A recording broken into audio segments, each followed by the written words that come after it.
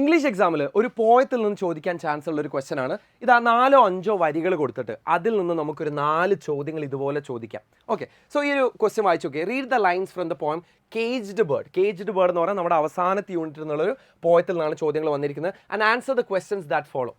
കവിത ഇങ്ങനെയാണ് പറയുന്നത്, അല്ലെങ്കിൽ ആ 4 വരികൾ ഇങ്ങനെയാണ് കൊടുത്തിരിക്കുന്നത്. The caged bird sings with a fearful trill of things unknown but long for still and this tune is heard on the distant hill for the caged bird sings of freedom. ഇത് arrange ചെയ്തിരിക്കുന്നിടത്ത് ചെറിയൊരു mistake ഉണ്ട്, പക്ഷേ നിങ്ങളുടെ text ബുക്കിനകത്ത് കൃത്യമായ arrangement ഉണ്ട്, വരികളിൽ mistake ഒന്നുമില്ല. ക്വസ്റ്റ്യൻ ഇങ്ങനെയാണ്, what does the caged bird Singh about in the last line. അവസാനത്തെ വരിയിൽ കേജ്ഡ് ബേർഡ് എന്തിനെ കുറിച്ചിട്ടാണ് സിംഗ് ചെയ്യുന്നത്, പാടുന്നത്? ഫ്രീഡത്തിനെ കുറിച്ചാണ്. ബേർഡ് സിങ്സ് ഓഫ് ഫ്രീഡം എന്നുള്ളതാണ് അതിൻ്റെ answer. Where can the tune of the caged bird be heard. എവിടേക്കാണ് ഈ ഒരു കേജ്ഡ് ബേർഡിൻ്റെ പാട്ട് നമുക്ക് കേൾക്കാൻ പറ്റുന്നുള്ള?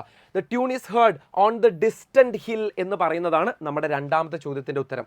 പിക്ക് out an action word from the first line. ഒന്നാമത്തെ വരിയിൽ ഒരു വെർബ് പിക്ക് ചെയ്യാനാണ് നമ്മളോട് പറഞ്ഞിരിക്കുന്നത്. The caged bird sings with a fearful trill എന്ന് പറഞ്ഞെടുത്ത് പാടുക എന്ന് പറഞ്ഞാൽ അതൊരു വെർബല്ലേ?